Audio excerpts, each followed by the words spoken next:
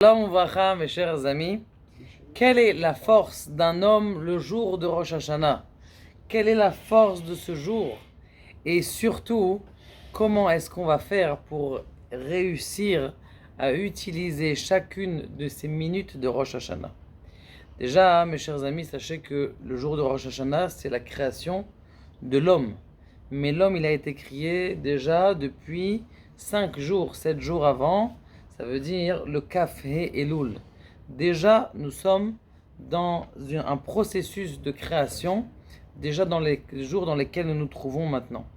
Le Chafetz Chaim, il dit qu'à la fin des temps, il dit que la fin de la Shemitah, eh bien, c'est le temps où le Mashiach va venir. Alors, il dit, ça veut dire quoi que le Mashiach il va venir? Il n'est pas là. La réponse, il dit qu'il se réveille dans le ciel une émotion tellement grande que le Mashiach, il est censé venir spécialement maintenant pendant ce moment-là. Et peut-être que justement, lorsque le son du shofar va sortir des différentes personnes, eh bien le son aussi du shofar du Mashiach va se dévoiler et pendant Rosh Hashanah. Parce que c'est marqué que le sof de la Shemitah, pourquoi il dit que c'est comme ça? Il dit parce que c'est un moment tellement fort. Savoir que l'étude de la Torah dans la Shemitah, elle est 7 fois plus grande que l'étude normale. De même qu'on dit par exemple que le Shabbat, l'étude de la Torah, le Shabbat, elle est plus grande que la semaine. La même chose pendant la Shemitah, l'étude, elle est beaucoup plus grande.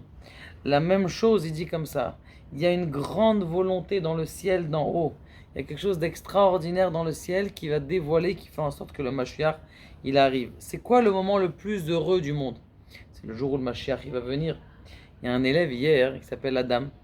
Il est très mignon, il est venu me voir, il m'a dit, ah ben voilà, j'ai eu comment on appelle ça, un devoir de la professeure. Ils sont en train d'étudier le Tanakh. Ils sont en train d'étudier donc la Torah. Et la prof elle m'a dit, voilà, faites un devoir.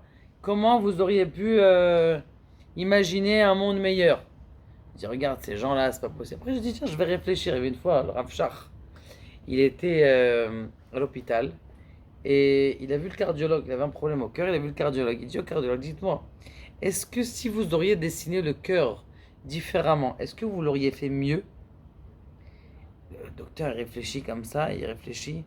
Il dit non, c'est parfait. Il dit le corps humain, il est parfait. Le corps humain, quand il a des problèmes, après on se pose des questions, mais le corps humain, quand il est bébé, il est parfait. Il s'est fait de façon extraordinaire. Le cœur, comment il tire, les veines, comment c'est irrigué, c'est des choses extraordinaires. Mais pour l'aider dans son... Je lui ai dit, écoute, ben voilà, j'ai une bonne idée. Je sais ce qui va se passer. Eh bien, le soir, le jour le plus heureux, ça sera le Mashiach. On sait très bien que qu'est-ce qu'on a fait, qu'est-ce que la faute de Adam Arishon elle a fait en vérité dans sa vie. La faute de Adam Arishon, c'est qu'au lieu d'arriver au tikkun, à la réparation du monde en un jour, eh bien la réparation du monde, elle va durer 7 millénaires. Donc il a fait retarder toute la, toute la création du monde, tout le tikkun, toute la réparation du monde. Mais en vérité, ça aurait pu se faire en une seconde. Et là, le problème, c'est qu'il a fait une faute. Maintenant, alors je dis voilà, je vais te trouver le Mashiach Be'ezrat Hashem quand il va venir. On va écrire qu'est-ce qui va venir, qu'est-ce que tu aurais voulu un monde meilleur? Bah tout simplement, eh bien tu vas savoir que tous les matins, lorsque tu vas te réveiller, tu n'auras pas besoin d'aller à la boulangerie, tu auras une rosée qui va tomber par terre. Dans cette rosée, il va avoir déjà des croissants prêts, il va avoir déjà des éclairs au chocolat, et en plus, sans sucre, sans gluten, qui fait pas mal au ventre, ça sera Barry, 100% Barry. Et pour les femmes, bien sûr, tous les matins, elles ont besoin de recevoir un peu de bijoux. Donc ils vont recevoir aussi des rubis, des diamants à l'intérieur de... Vous n'avez plus besoin de passer chez le bijoutier. Alors voilà, tu peux imaginer ça. Donc écris ça, on a écrit ça. Comme quoi, justement, tout ce qui va se passer lorsque le Mashiach il va venir, ça sera, Béhémet, les gens dans le monde, les riches, ils vont venir vous voir. Ils vont vous dire, tenez, vous avez fait la Torah, vous avez écouté la Torah, tenez, je vous donne ma Porsche. Tenez, je vous donne, faites un petit tour. Tiens, j'ai pas besoin de ta Porsche. Ça ne nous intéresse pas, nous, ça nous intéresse d'étudier la Torah, on reçoit la vraie lumière de la Torah. Les fruits seront lumineux, les fleurs, c'est pas comme les fleurs aujourd'hui pour sentir, tu dois te battre. Et là, les fleurs, eh bien là on saura que euh, rester à côté de la fleur et sentir sa bonne odeur.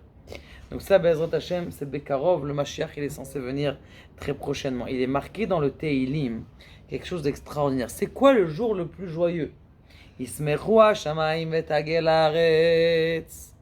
Le ciel va chanter, vetagel haaretz, et la terre va chanter.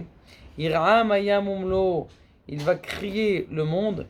Et Yaranenu kol hatzayar, tous les champs, tous les arbres des champs, ils vont chanter.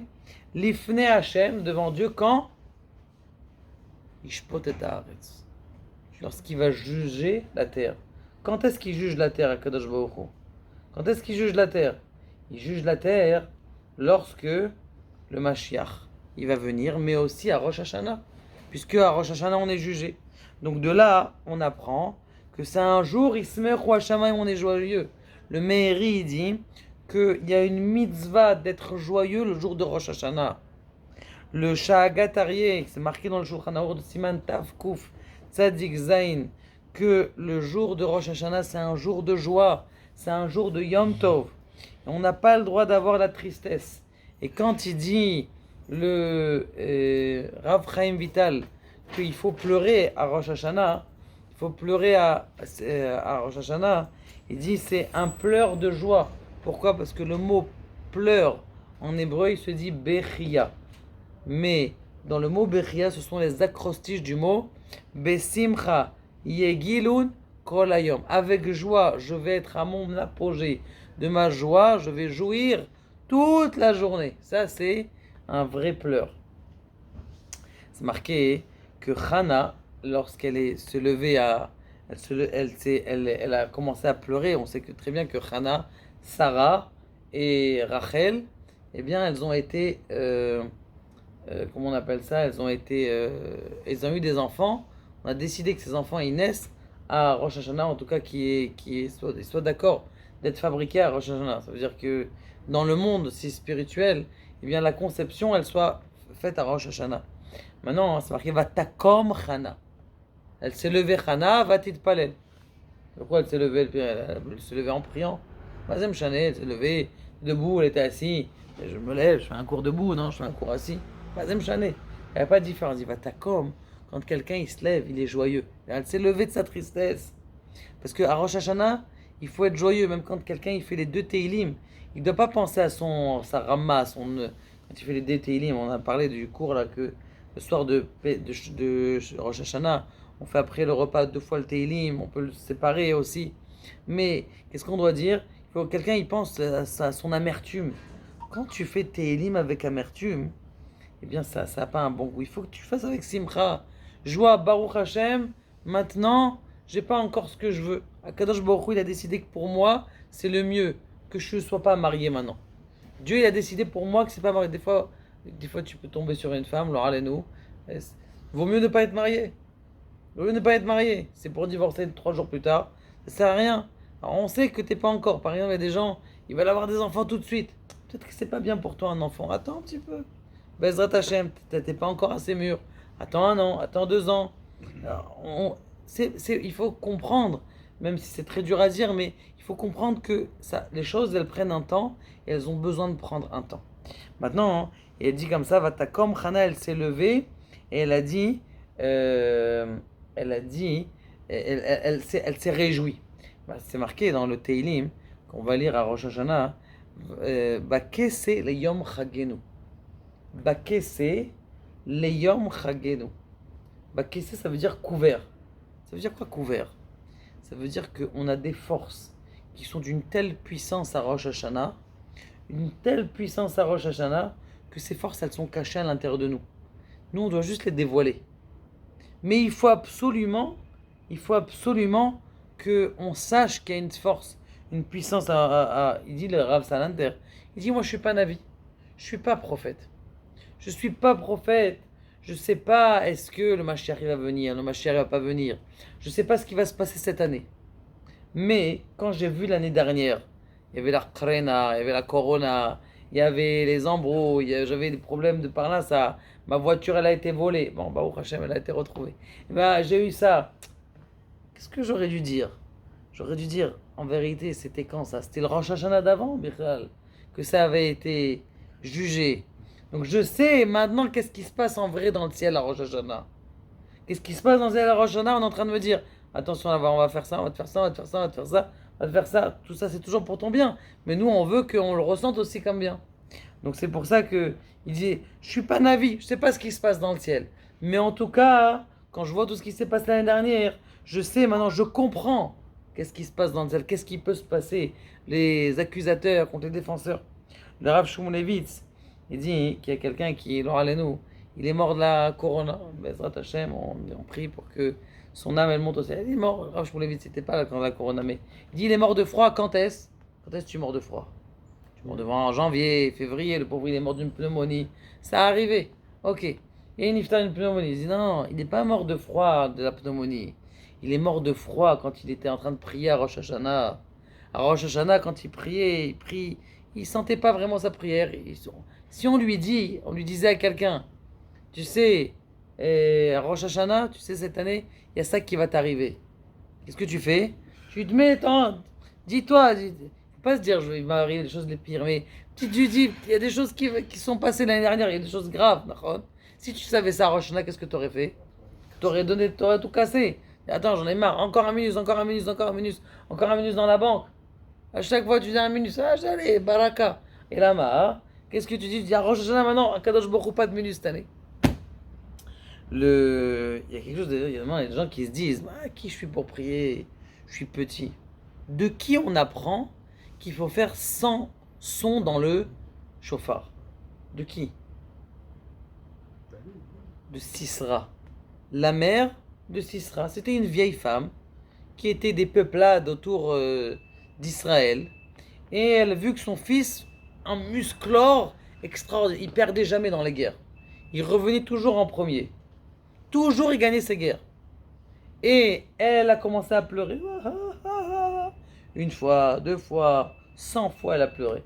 Elle dit si Sisra elle a pleuré, nous on va sonner du chauffard, pas 100 fois, 101 fois. Pour de Sisra, d'une femme qui est comme loin, qui est d'une peuplade, on ne sait pas d'où elle sort. C'est de là que tu apprends. Va apprendre d'un grand sadique, du Mashiach, va apprendre de quelqu'un. Pourquoi t'apprendre d'une personne comme ça?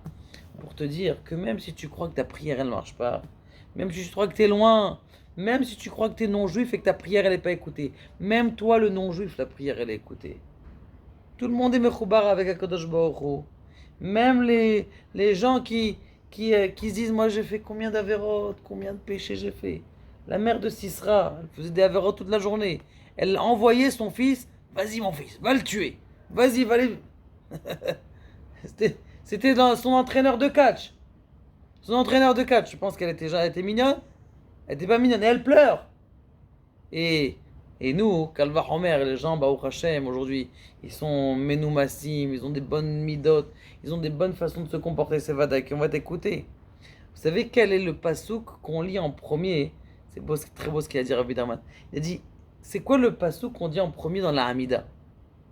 Allez, nous les shabeach la don akol. Alken nekave lach. Qui est-ce qui a écrit Alken nekave? Achan. Achan, c'est qui? Je vous rappelle dans la Torah, Moshe Rabbeinu il a fait une guerre. Il a dit, vous touchez rien au butin des peuplades. Il est rentré dans la guerre, il a sorti, il y en a un qui a volé. Il a pris une belle toison d'habits. Il a pris de l'or et tout ça, et de l'argent. Il a dit, c'est un grand rachat ce Achan là. À cause de lui, on a perdu la guerre, verroulé. Et ce qui s'est passé, c'est que on l'a pris à le tuer.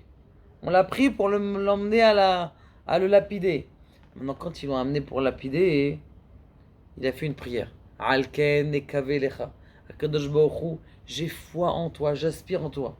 Et tous les jours, 3 fois par jour, vous dites cette prière d'un condamné à mort.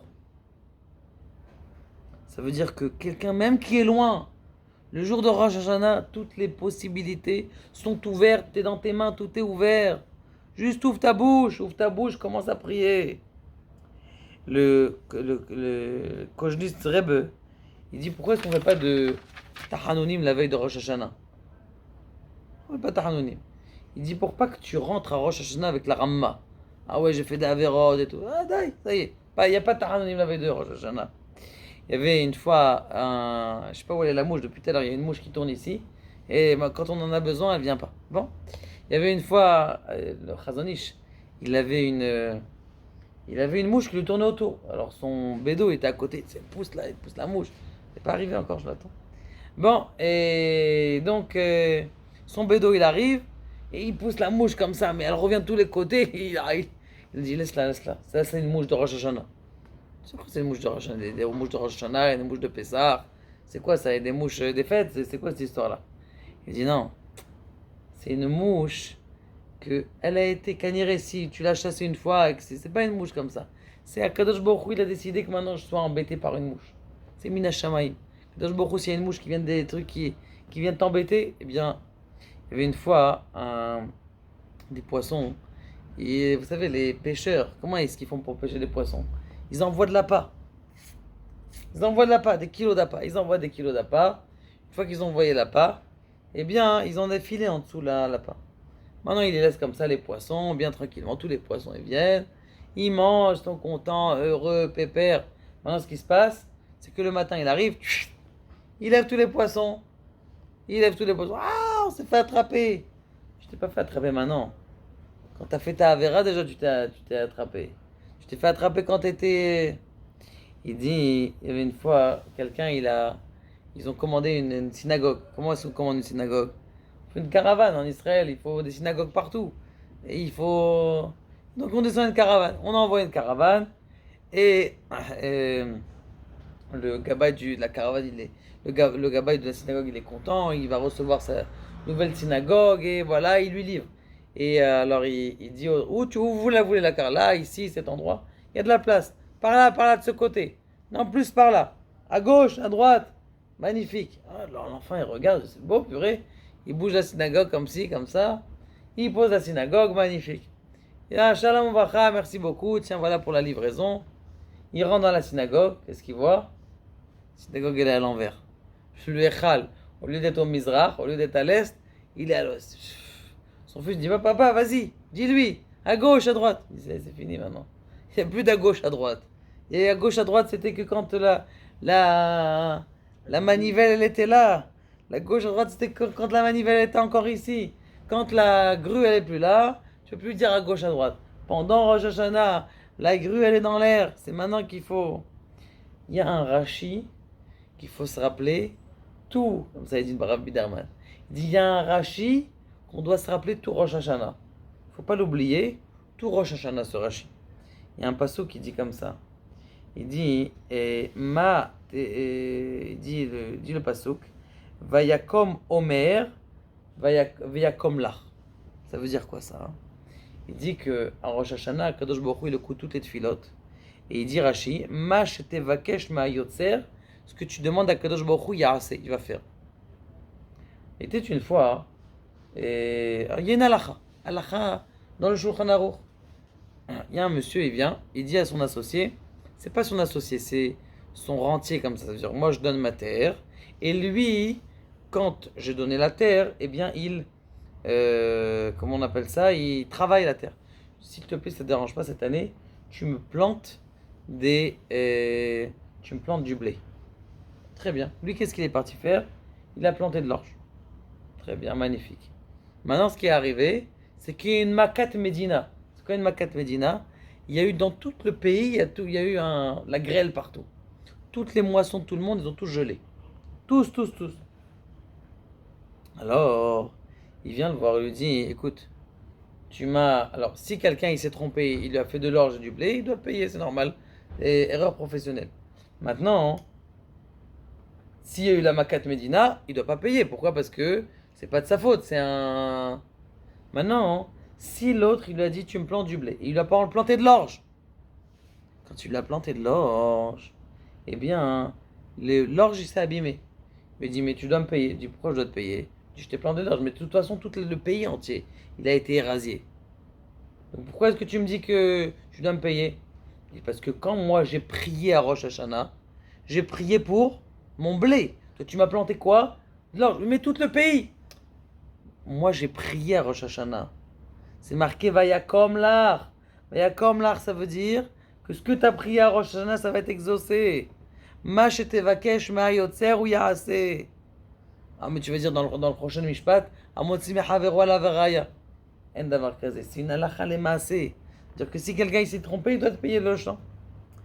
Et on a un de Cohen, de roi.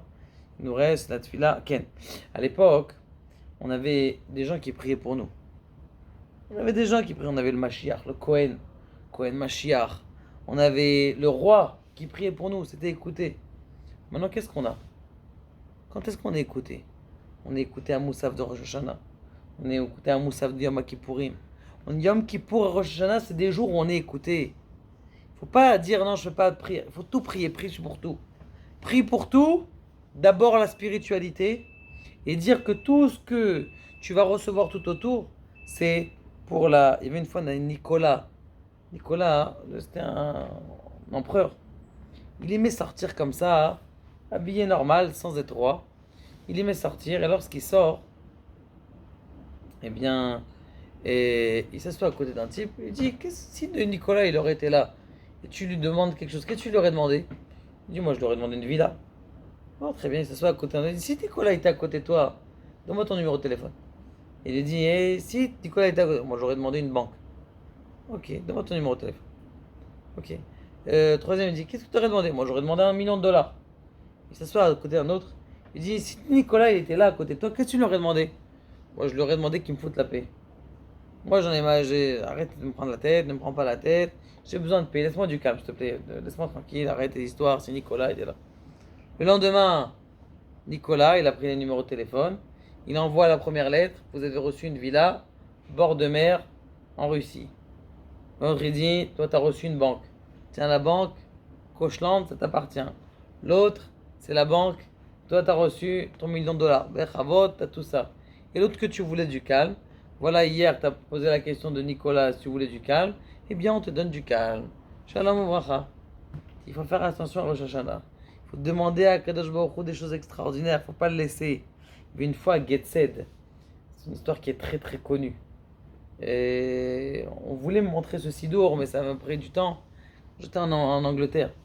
Il y avait un Getsed. Ils avaient eu une année catastrophique. Des morts, des catastrophes toute l'année. Maintenant, il y avait un Chazan qui était là-bas. Il me semble que c'est le Rav Gurvitz. Rav Gurvitz était là-bas. Et il a commencé à pleurer à Hachem. Ah, Tikra, Xardine nous enlève notre mauvais décret. Il crie comme ça. Quand il crie, tellement il a crié avec de force, c'est qu'il y a du sang qui est sorti de sa gorge. Il s'est tombé sur Roa Gzera, sur le mauvais décret. Ils disent que toute cette année, il n'y a pas eu un mort dans toute la ville de Getsed, pas eu un mort. C'est-à-dire comment quelqu'un qui peut prier pour toute sa famille, de toutes ses forces, eh bien il n'y aura rien du tout. Il faut savoir mes chers amis, que quand tu appuies sur le gaz de la voiture, si tu appuies une seconde comme ça sur la voiture, combien t'avances? Combien t'avances? 5 mètres, 10 mètres. Quand tu appuies sur le gaz de l'avion, combien t'avances? 5 km, 10 km. En une seconde, tu appuies sur le gaz, l'avion il a avancé. À Rosh Hashanah Rabotai, on est dans l'avion. À Rosh Hashanah Rabotai, on est dans l'avion. On est dans l'avion. Pourquoi on est dans l'avion? Parce que on est dans l'air. Et dans l'air, il n'y a pas de force qui nous attire. On est là. Allez-y, donnez le maximum.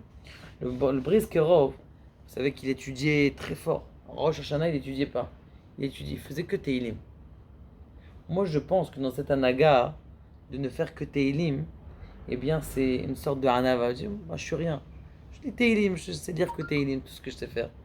Il faisait que Teilim. Il dit, mais pourquoi tu ne dis pas? Il a dit non. Parce que il faut savoir qu'en haut, dans le ciel, il y a des accusateurs. Pendant toute Rosh Hashanah, on te regarde. C'est pour ça qu'il y en a qui font Ta'anit Dibour à Rosh Hashanah, c'est magnifique, Ta'anit Dibour à Rosh Hashanah. Parce que toute la journée, on te regarde. Maintenant, on est en train de te regarder. Maintenant, comment est-ce que tu te comportes? Si tu dis une bêtise, tu parles en Beta Knesset. Ma Shem Rahem. Parle en Beta Knesset, c'est une des plus grandes avéras. Dis, Elama, Tu fais ta Nidibour, tu parles pas. Qu'est-ce qu'il est en train de faire celui-là? Il est en train de lire Teilim. Tu es en train de dire la Gemara. Des fois, quand tu dis la Gemara, tu te reposes un peu, tu réfléchis, tu papotes, tu fais une petite blague. C'est pas la même chose. Là, chaque seconde, tu es en train de faire des Teilim. Là, il dit, il est des Teilim. Donc, c'est pour ça que c'est une ouverture extraordinaire pour Rosh Hashanah. Chers amis, eh bien, ça, c'est ça ce qu'on doit savoir. On doit savoir la grandeur de notre force qu'on a à Rosh Hashanah. On a des puissances extraordinaires. On ne doit pas laisser ce jour-là.